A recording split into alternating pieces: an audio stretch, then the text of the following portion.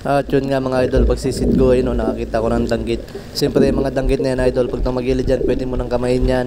Pero mag-iingat lang kayo mga idol, kasi hindi basta-basta kinakamay yan. May tamang technique sa pagpulot ng danggit. Kasi mga idol, kung basta-basta mo yan pupulutin, delikado, baka matinig ka. Nako, pag natinig ka yan mga idol, napakasakit naman talaga, mapapauwi ka ng di oras. Minsan nga mga idol, naiisip ko bakit pa kaya ako magdadala ng panay, kinakamay ko lang naman yung mga isda. Yung liliit kasi mga idol, tsaka yung mga danggit na ganyan idol, hindi na kasi yan din lumalaki. Tsambahan na lang talaga kung makakita ka ng isang palad na malaking danggit mga idol. Ang dami kong nakuha ang mga isdang danggit kagabi mga idol, hindi ko alam kung bakit. Pero taga-sisid ko na lang, lagi ako may nakikitang danggit, kaya kinukuha ko na lang din. Total naman, nadadaanan ko na, o diyan, kukunin ko na. Tsaka masarap naman yan mga idol, kahit maliit, masarap yan prituhin, yung pinakrispy. Paboritong kainin niya ng mga bata, pati ni Mrs. Basta kukunan mo lang siya ng tinik. Kayo ba mga idol, sa lugar nyo ba, nakatesting na ba kayong pumulot ng danggit? Kasi kung makatesting yung pumulot ng mga danggit mga idol, nakakatuwa naman talaga. Ang masasabi ko lang mga idol, napaka-bless talaga namin dito sa dagat namin. Kasi nga kahit na hindi masyadong malalaki yung isda, hindi naman kami nasisiro. Tuwing sisid kami mga idol, meron talaga kami nakukuha kahit mga danggit lang yan. Yung mga danggit na yan, pag nasama-sama mo na din yan, madami na din, makakaulam na din. Tapos napakadali lang nito mga idol ulihin. Kasi nga pag na-plus natin sila at nasilawan, tatagilid lang yan, nahanap ng masasandalan. Kaya minsan pag sumandal sa buhangin, pwede mo nang kamayin. Tapos yung iba mga idol, nagtatago sa may mga seaweeds. Pero pag binuklat mo yung mga seaweeds mga idol, yun, makikita mo, doon lang naman sila nakatago. Madali lang naman silang hanapin mga idol, kasi pag gabi kitang kita sila, mamumuti kasi yan sila mga idol pag natama ng ilaw. Tapos yan mga idol, dito nakakita ko ng isda na kulay dilaw. Pagkuha ko ayun, ayan, nakita nyo mga idol, parang kunya tayo na idol, bugalbog na malambot yung laman mga idol. Masarap din yan mga idol, prituhin. At kung napapansin nyo mga idol, yung mga danggit na kukuha ko same size lang. Kasi nga naman mga idol, halos hindi na lumalaki, ganyan na talaga yung size niyan. Masarap pala dyan idol sa danggit, igagawin mong tuyo. Napakamahal ng kilo niyan mga idol, pag binili mo sa palengke nasa 500 yata ang kilo, pero pag binrito mo naman napakasarap. Sana nga mga idol, lalo pang dumami yung danggit dito sa amin, kasi nga nakakaliw siyang kunin, nakakalibang. Tapos siyempre nalilibang ka na, may pangulam ka na. Kahit nga mga maliliit yan mga idol, parang sama-sama yan, madami na din. Makakaisang ulaman na din yan mga idol. At yun na nga mga idol, napapagod na ako magsalita. Wala na akong maisip na masasabihin sa inyo. Kaya nang bahala manood ng video ko. Bye bye.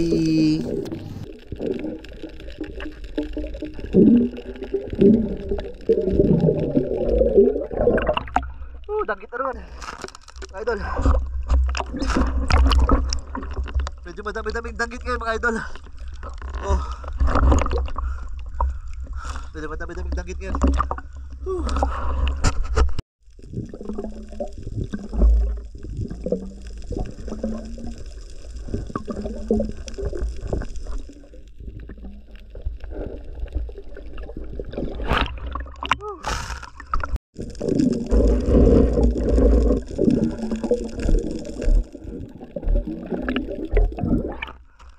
Danggit.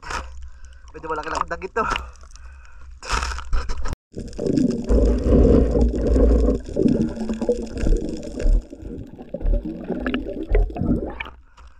Danggit. Medyo malaki-laking danggit to.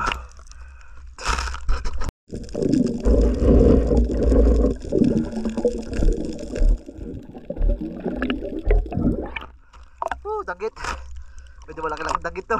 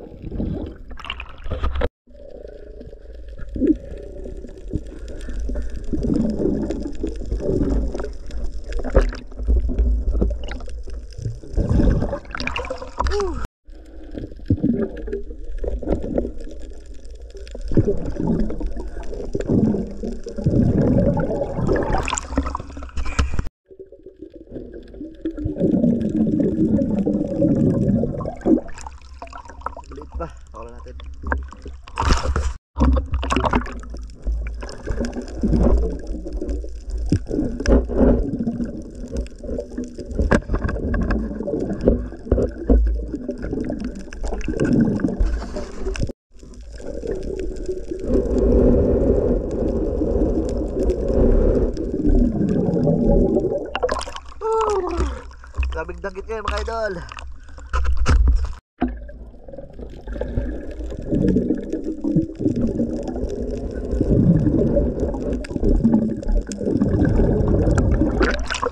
Danggit na naman.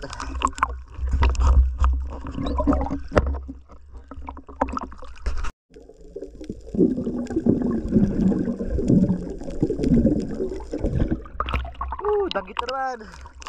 Nakamay lang.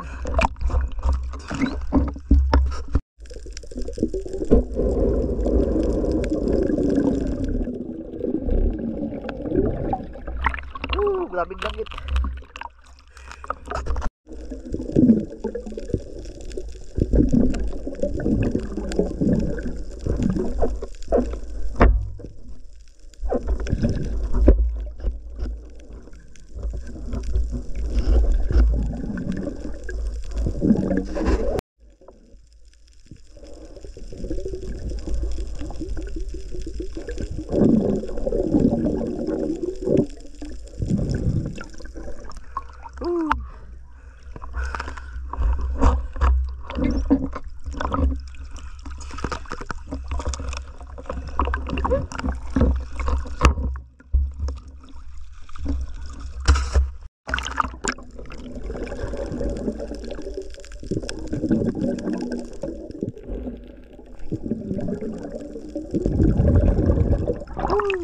Nakachamba din na medyo malaki-laki.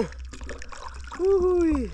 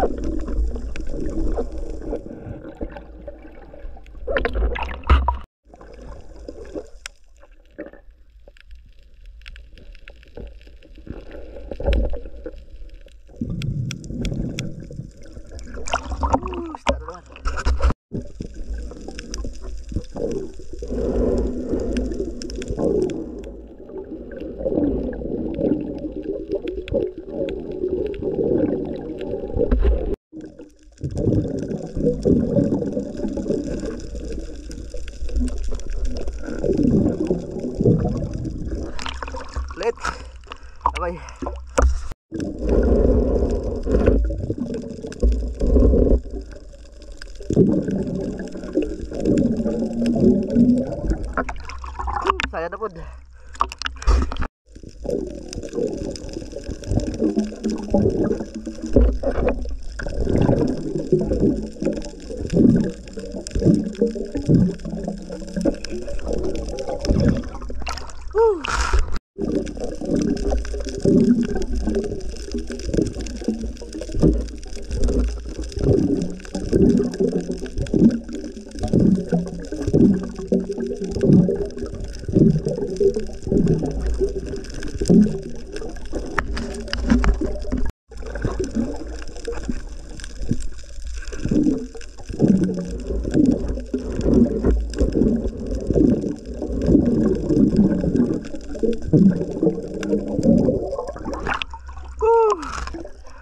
Puding kita.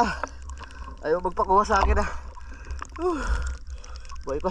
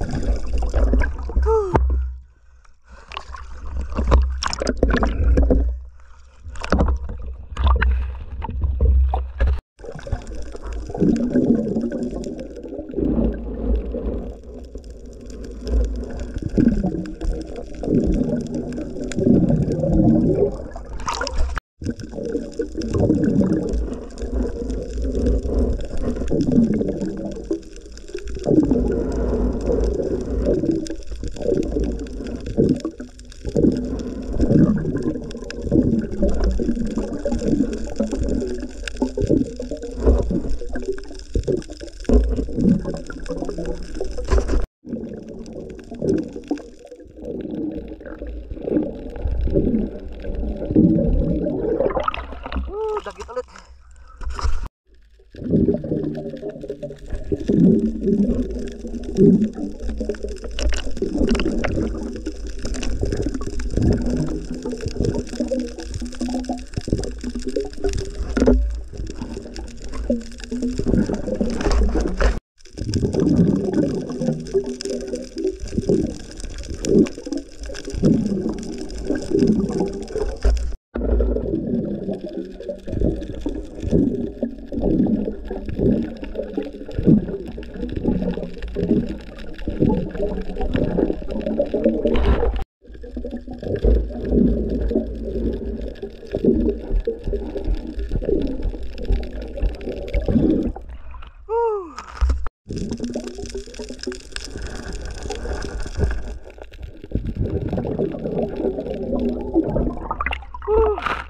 Isda ulit.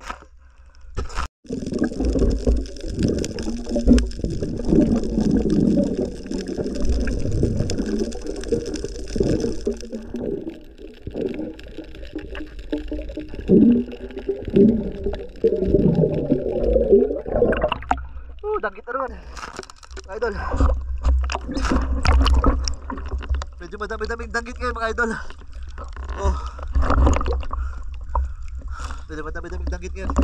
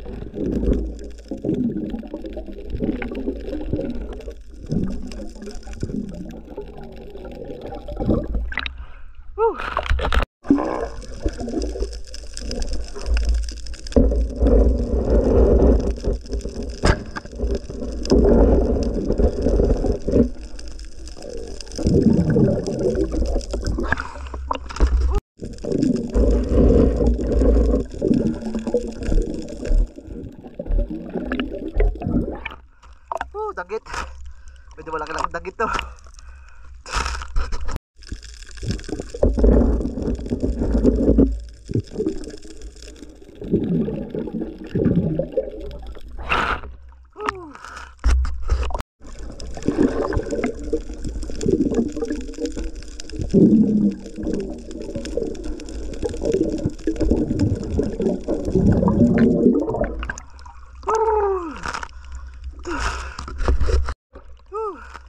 out, Col. Bayo, ikaw. Ikaw.